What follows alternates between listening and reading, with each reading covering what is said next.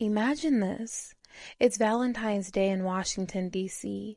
A mother is waiting in her home. She's dressed, ready to go out to dinner with her daughter, Pamela, a tradition that they've shared for years.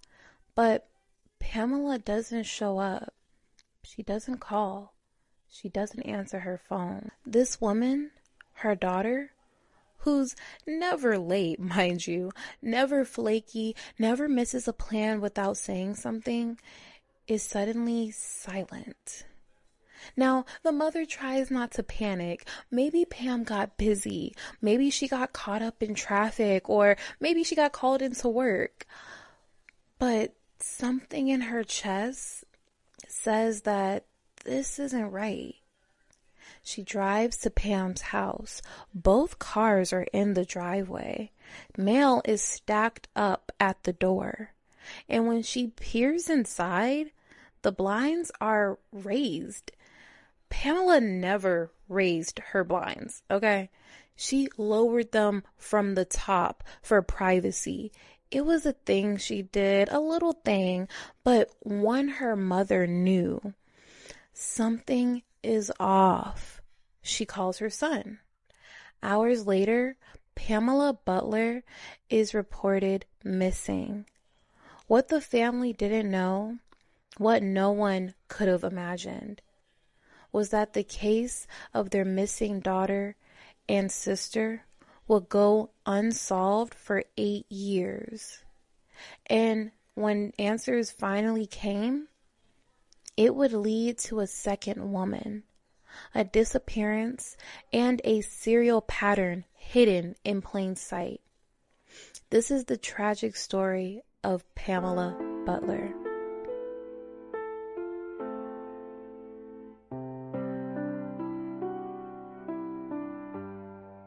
Pamela Butler was the kind of woman who made you sit up and take notice. Yeah. Not because she was loud, not because she demanded attention, but because she was brilliant, focused, and intentional. She even worked for the EPA, the Environmental Protection Agency, as a highly respected analyst. Okay, so real quick, let's just talk about the EPA, the Environmental Protection Agency. Now, when we hear EPA, we might think of clean water or air pollution laws or even protecting endangered animals. But here's the truth. The EPA is much more than that. So the government created this federal agency in 1970 to help protect human health and the environment. The job of the EPA is to enforce laws like the Clean Air Act, the Clean Water Act, and the Toxic Substance Control Act, just to name a few. That means the EPA monitors and regulates things that factor emissions, industrial waste, and even chemicals in our food supply. Basically, their job is to make sure that businesses, big or small, don't hurt the environment, and that our communities stay healthy. It's about holding companies accountable and ensuring public safety. Now, here's where it gets personal. Pamela Butler was a part of this work.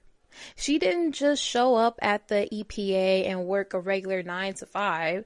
No. She was a supervising analyst. That means she wasn't just collecting data, she was making big decisions. Okay. She was involved in creating the frameworks that allowed laws to be enforced. She was shaping policies that impacted millions of people, policies that affected air quality, water safety, and even environmental justice for communities often left out of the conversation. And let me remind you, Pamela wasn't given these opportunities because of any handout. She earned her seat at that table because of how hard she worked every single day. She fought to make sure that not only did the rules get followed, but that they worked for real people. And just think about this for a second. Pamela, a black woman in the city like DC, in a field like environmental policy where there were not enough people like her, was just showing up. She was shaping the future. She was doing the work that protected generations. But to get there, it wasn't easy. Every day, she had to prove she belonged. She had to be better, work harder, and fight to make her voice heard. And she did. She got that role at EPA by sheer will and ambition. She went from working late nights in college to becoming a leader in an industry that still struggled with diversity. So, with all that said, Pamela earned everything she had. Yeah. She even became the woman at work known as the woman who got things done.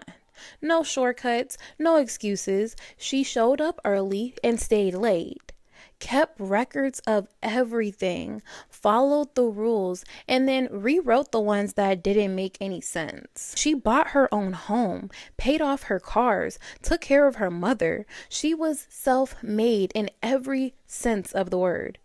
And despite all that, despite the climb, the pressure, the expectations, Pamela remained warm. She was funny. She loved gardening, decorating, and spending time with family. And she would spoil her nieces and nephews, of course, because she's the rich auntie. Okay? She even had inside jokes with her nieces. She remembered birthdays. She made people feel safe. But with all of these great things going on in her life, she still felt like something was missing. Romance, love, a connection that she had likely put on hold to focus on her career and family. So she decided to put herself out there, finally giving love a shot and trying something new. Sometime in September 2008, Pamela creates an online dating profile and comes across a man that piques her interest. This man would be Jose Rodriguez Cruz. So when she meets Jose Rodriguez Cruz online, a man who seems stable, sweet, and respectful, she let herself hope. She introduced him to her family. She thought, maybe he's the one. Okay, now, quick side note, because this is actually my personal opinion. It's not a fact, but I truly believe that Pamela had to be head over heels for Jose. I mean, seriously, think about it. She met him in September 2008, and then by Thanksgiving, just 2 months later, he was sitting at the table with her mama, her brother, and her entire family. That doesn't feel like something Pamela would do lightly. From everything that I've learned from her, from the way that she lived, worked, moved through the world, Pamela was protective, not just of herself, but her time, her energy, her boundaries, and of course her family. She spent most of her life putting herself first. She focused on building herself. She didn't rush love. She didn't make impulsive decisions. So for her to invite someone into her inner circle that quickly, I don't know. To me, it says she really believed in him and everything that he said to her. Like, maybe she finally reached that point where she said, okay, I think I'm ready now. I think I've done all the work and I think I deserve love now.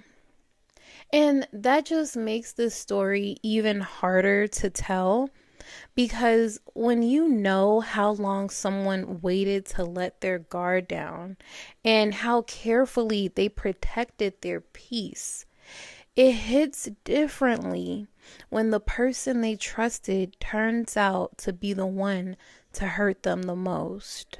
But of course, Pamela didn't know that. And she also didn't know that Jose already had a history, a past. And she wasn't the first woman to trust him. She wasn't the first woman to go missing. Now, let's talk about Jose, because Jose was smooth. He knew how to blend in. he had this calmness, this military background, okay? So he was polite and respectful when he met Pamela's family. Her brother even said he seems like a good guy. But here's the thing. You know that feeling when something looks normal, but your gut is just telling you something is off? That was this guy. He passed all the surface level checks, but his history, that is where the mask cracks. Before Pamela, there was Marta Hadi Rodriguez, Jose's first wife. And I'm sorry if I botched her name. I'm sorry. And her story, it's really terrifying. Their marriage was abusive, controlling, violent, manipulative. Marta's family said that she was scared of him, like really scared. And it's not just, oh, we're having problems and we'll get over it type of scared. No, it's like, I'm afraid of my life scared. In March of 1989, a police officer actually witnessed Jose dragging Marta down the street in public. When they arrested him, they found rope and duct tape in his car. And this man, this calm, respectful guy Pamela's family thought was so polite, said to the police, "If I can't have her, no one else will." He was charged. And you know how these stories go. Marta never showed up to court. And it's not because she changed her mind. She never showed because she was already gone. Her roommate reported her missing in May 1989, just 2 months after that arrest. But there was no trace of her.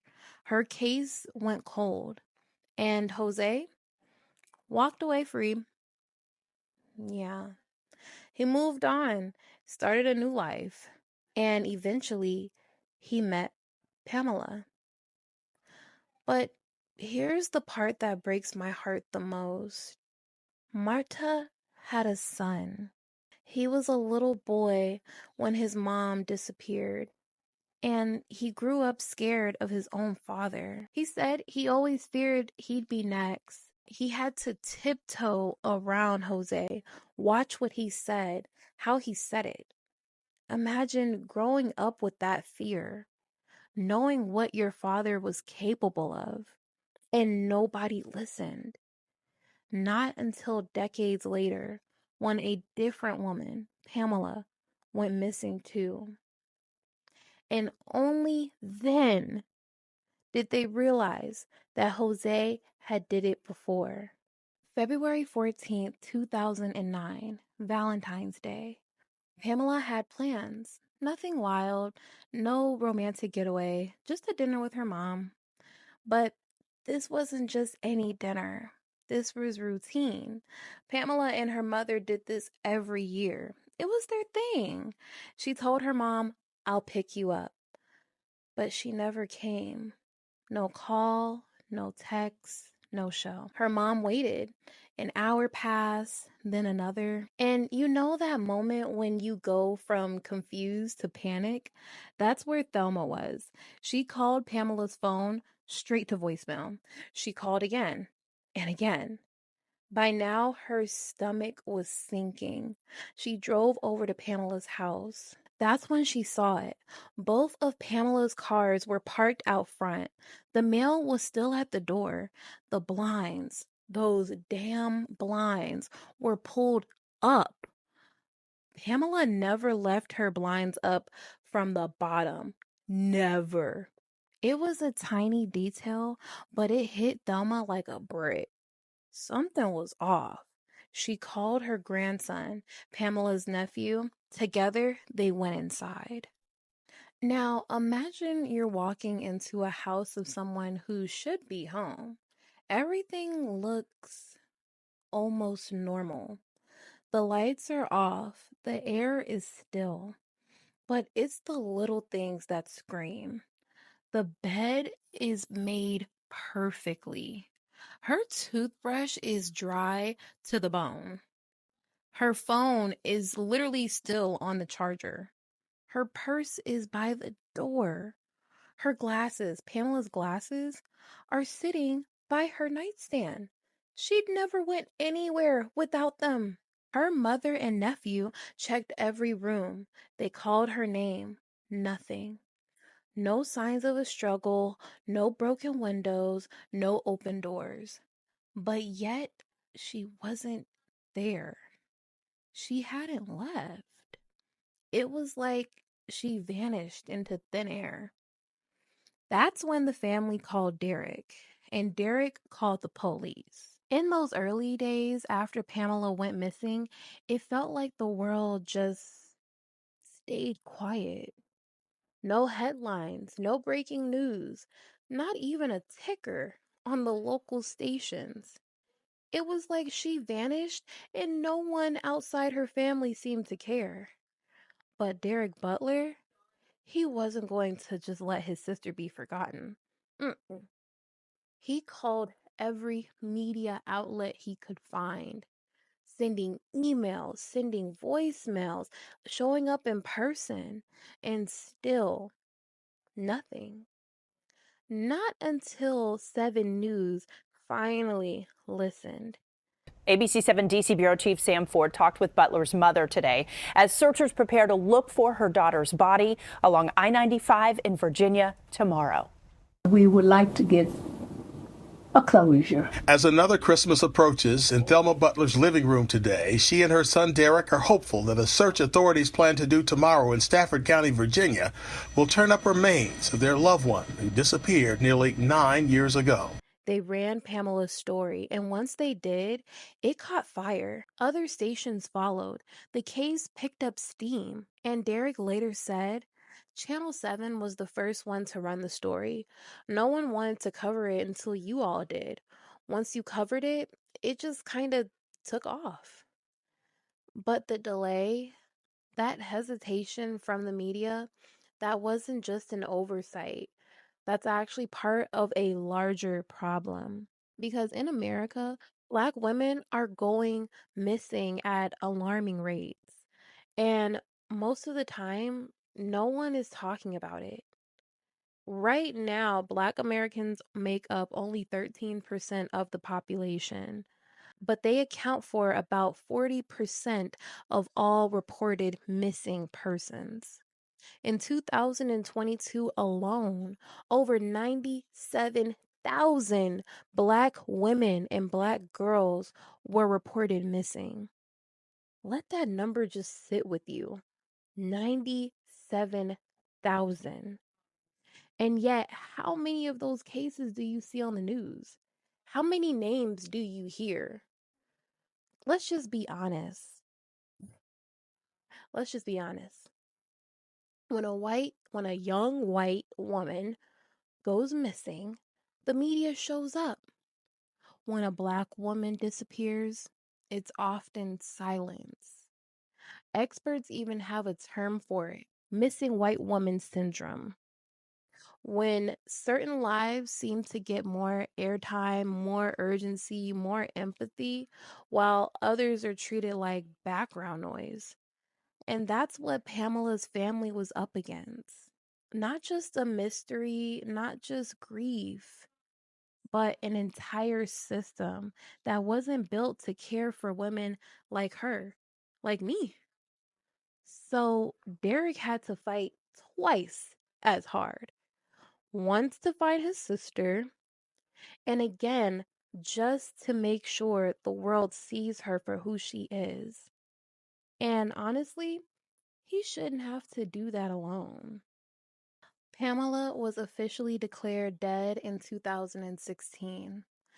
That was 7 years after she vanished. 7 years of birthdays with no calls, 7 Christmases with one less seat at the table. And for her mother, Thelma, it was like waiting for someone to come home every single day, only to remember they never would.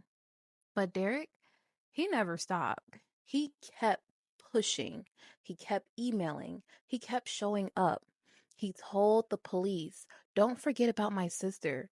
Don't let her become a cold case." And finally, someone listened. Detective Mike Fulton took over Pamela's file in 2016, and when he started rewatching the surveillance footage, he noticed something odd. Jose, remember the boyfriend? The guy walking in and out with bags? He wasn't using his keys. He was using Pamela's keys. Her personal key ring that had a little green tag she always carried, meaning she didn't give him his own set. He had hers. Then the lights, those motion censored ones outside, the same ones that mysteriously never went off when Jose came and went. Fulton tested them. They worked perfectly. That means someone had to intentionally disable them. Now, that's when Mike Fulton had to ask the question that should have been asked 8 years earlier. Who is this guy? And when he pulled Jose's records, that's when everything opened. Marta Haiti Rodriguez, Jose's first wife. She vanished in 1989, 20 years before Pamela. Her family had always suspected Jose because Marta, she had been trying to escape him. She found out he had another woman, another family. When she tried to leave, he got violent. He kidnapped her. He SA'd her. He was arrested. But guess what? The charges were dropped because Marta never showed up to court. She couldn't because she was already gone.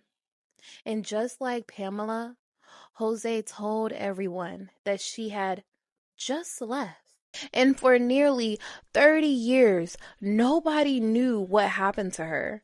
And now with Pamela's case back in motion, detectives started connecting the dots.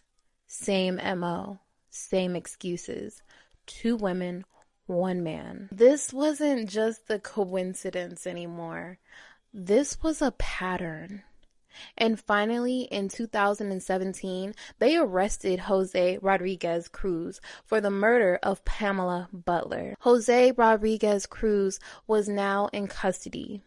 He was 55 years old. He managed to live 2 decades after Marta disappeared, almost a decade after Pamela vanished, with barely a consequence. But finally, with all eyes on him, prosecutors made him an offer. Tell us what happened to Pamela, lead us to her body, plead guilty to second-degree murder, and we won't go for life. Jose, he agreed. He confessed.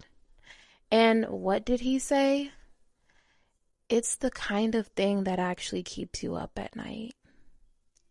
On the night of February 13th, 2009, he said he and Pamela had an argument.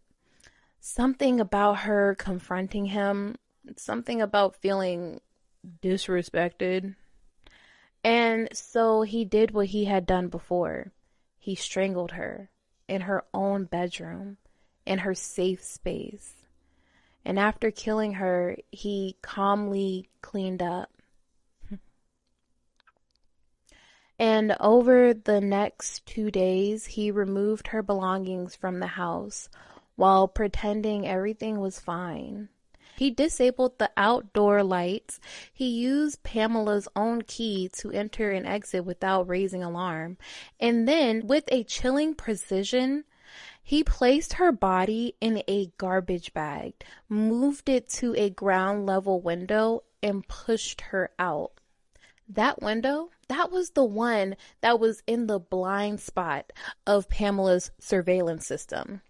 Meaning, this man studied her routine. He studied her house. He knew exactly where the cameras didn't reach. He buried her in the dark.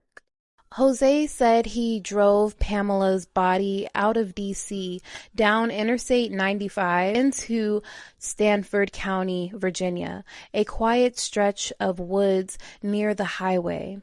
He dug a shallow grave between the lanes, the median, the same type of area where workers would cut grass but rarely stopped. The perfect place to vanish someone. Years later, when police returned with the cadaver dogs and ground penetrating radar, the spot had been paved over. A new highway lane now sat over the place where Pamela's body was buried. They couldn't dig. They couldn't retrieve her. They couldn't recover her. To this day, Pamela's body has never been found. But because of Jose's confession, her family finally had some answers, and they can finally start grieving instead of waiting. But the story doesn't end there, because after Jose described where he buried Pamela, Detective Mike Fulton had a chilling realization. That same stretch of the I-95, well, back in 1991, a road crew found a skeletal remains buried in the median. For decades, those bones sat in evidence. No one knew who they belonged to. But after Jose's confession, police test the data. It was Marta, his first wife. He had buried both women the same way, in the same place, just 20 minutes apart on the same highway. Think about that. That's not rage. That's a system. That's how you hide women, like trash. Jose Rodriguez Cruz was now tied to 2 murders, and 2 entire families finally got answers. After the conviction, after the press conferences, after the courtroom deals, Pamela's brother Derek didn't stop. He made it his mission to tell her story so that she'd never be forgotten. He called news stations. He showed up at prosecutor's office in person to demand they charge Jose for Marta's murder too. She deserves justice too, he said, even if I never met her. And they listened. In 2021, Jose was charged again. He took another plea deal and got 40 more years in prison. He'll likely never get out because of Derek's refusal to quit. That man did more than just fight for his sister. He fought for a woman buried and forgotten since 1989. A man who has never even met her became the reason her case was solved. Pamela Butler's case isn't just about loss. It's about persistence. It's about how easy it is for Black women to go missing, be ignored, to be quietly erased, and how one family refused to let that happen. Pamela did everything right. She had cameras. She had a strong family. She had routines. But it wasn't enough. Because the truth is, when someone's determined to control, to kill, to hide their crime, no alarm system is perfect. What is powerful is love.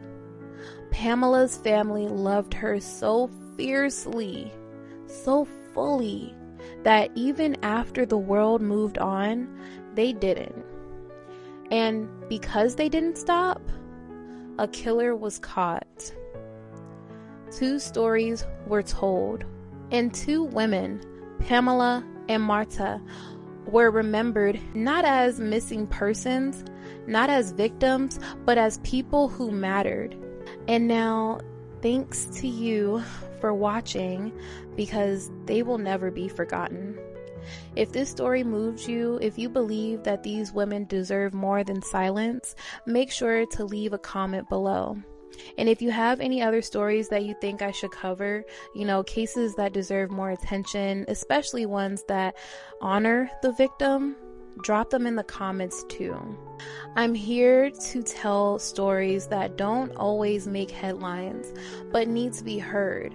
So if you're into true crime with compassion, deep research, and storytelling that puts the victims first, make sure you subscribe and like for more. Until next time, stay safe, stay curious. Bye-bye.